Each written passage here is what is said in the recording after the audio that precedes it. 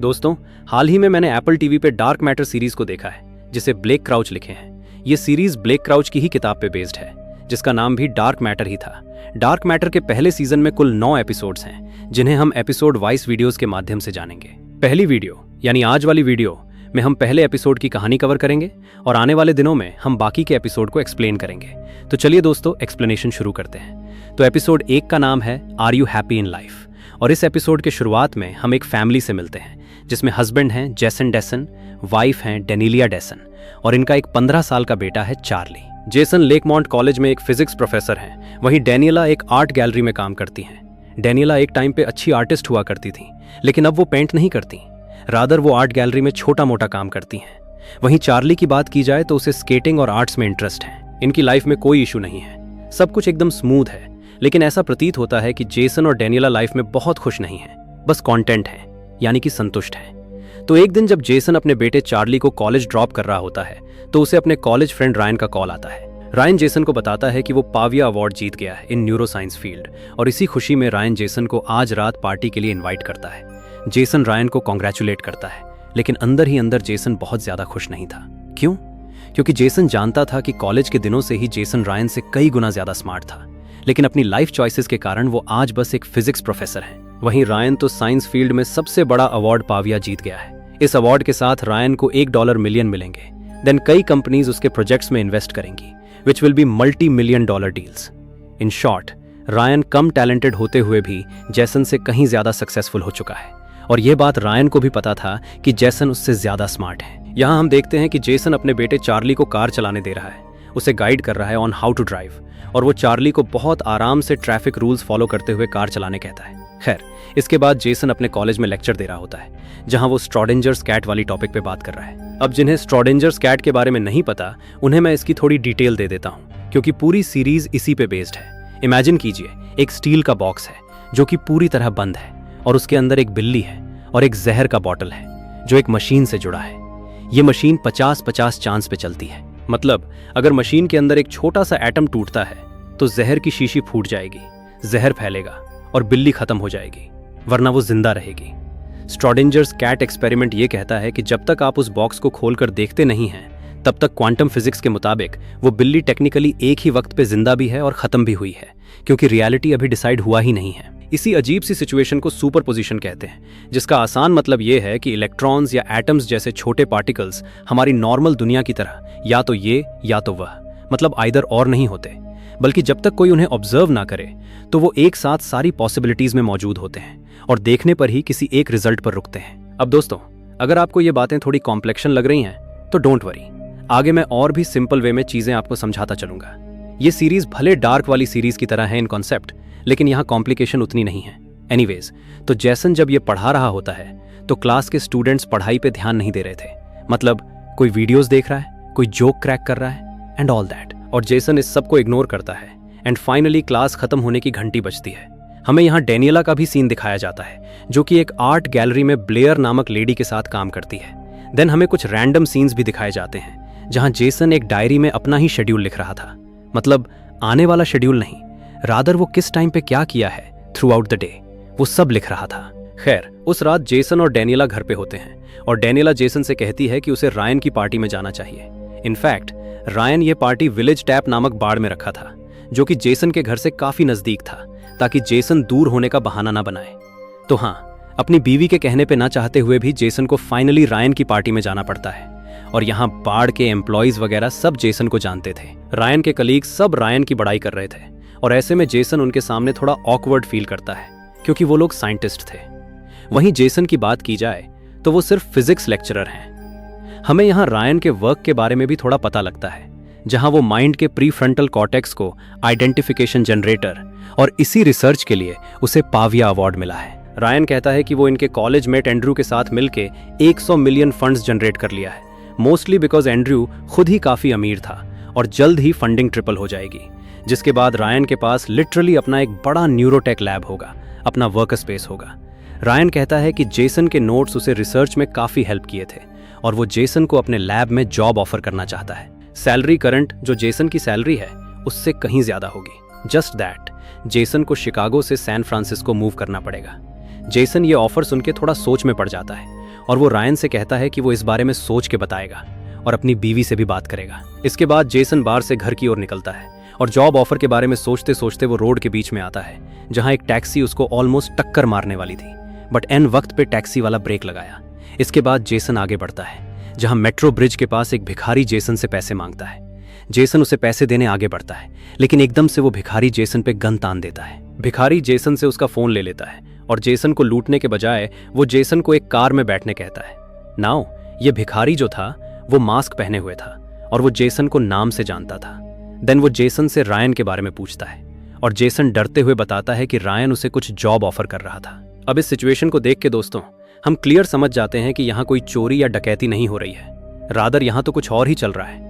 ये मास्क्ड बंदा जो था वो जेसन से कार ड्राइव करवा के उसे एक अजीब सी बिल्डिंग में ले जाता है और यहाँ वो जेसन को उसके कपड़े उतारने कहता है।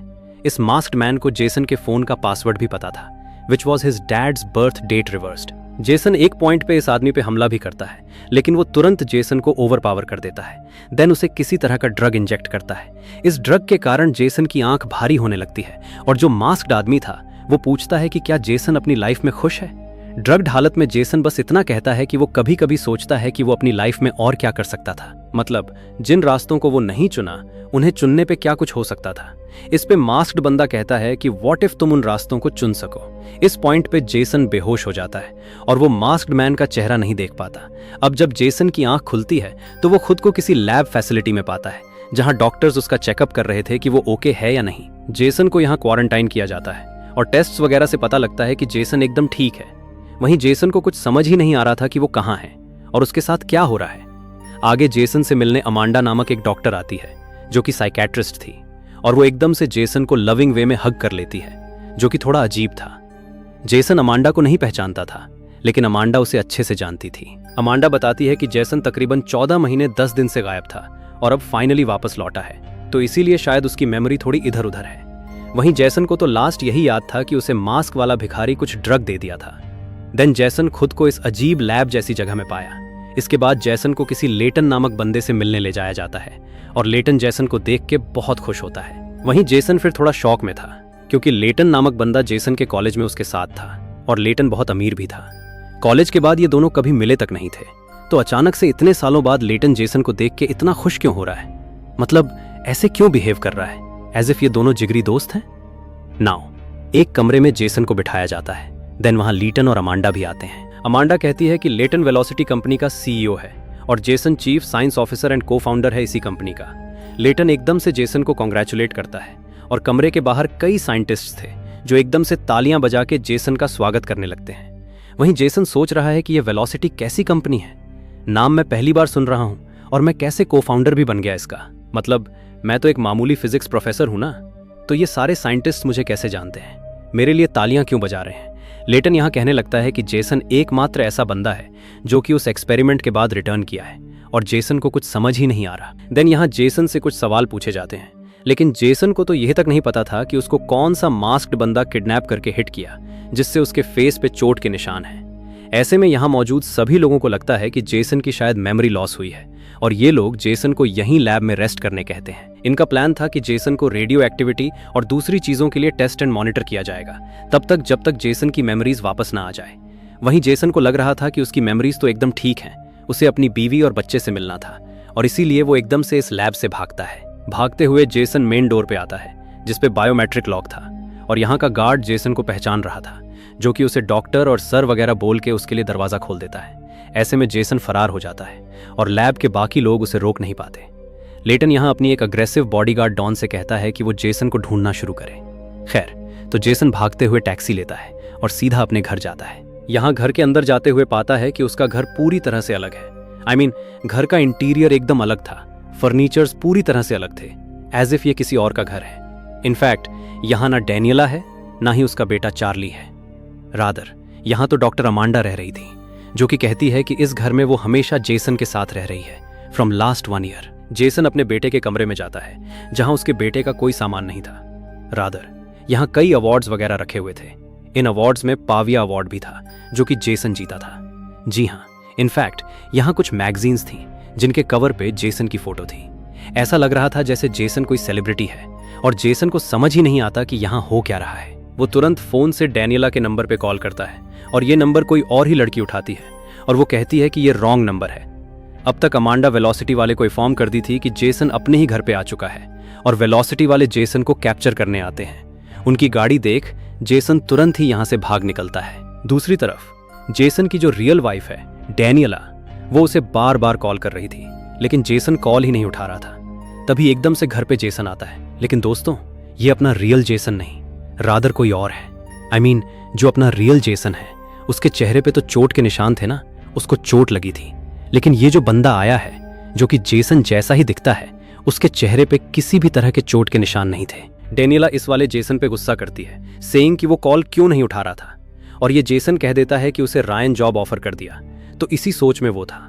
देन जेसन कहता है कि वो जॉब नहीं लेगा। क्यों?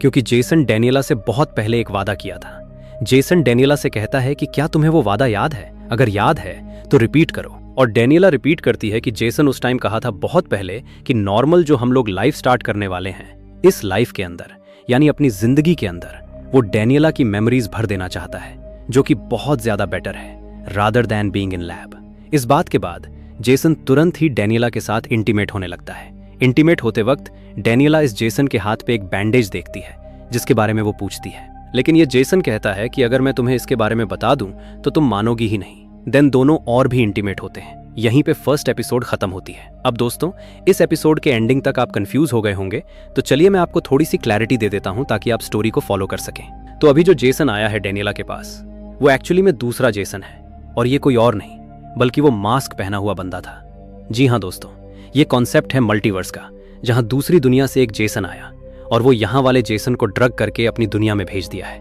वहीं वो खुद उसकी जिंदगी जिएगा। अपना जो ओरिजिनल जेसन है, जो कि डैनियला का रियल हस्बैंड है और फिजिक्स प्रोफेसर था, उसे हम जेसन 1 कहेंगे और उसकी वर्ल्ड को पहली दुनिया बोलेंगे।